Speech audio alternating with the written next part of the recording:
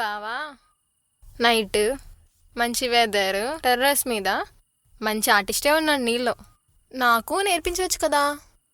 అప్పుడప్పుడు రిఫ్రెష్ అవ్వడానికి ఇలా అరేంజ్మెంట్ చేసుకుంటా, చాలా ప్రశాంతంగా అనిపిస్తుంది. ఇప్పుడు నువ్వు వచ్చాక ఇంకా అది ఉండాలి. ఏంటి బావా అలా అంటావు? హెయిర్ మీద ఏదో ఉన్నట్టుంది, ఆగు.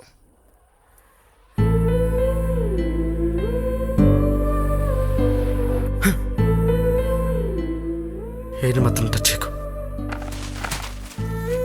నీ లిమిట్స్లో ఉంటే మంచిది.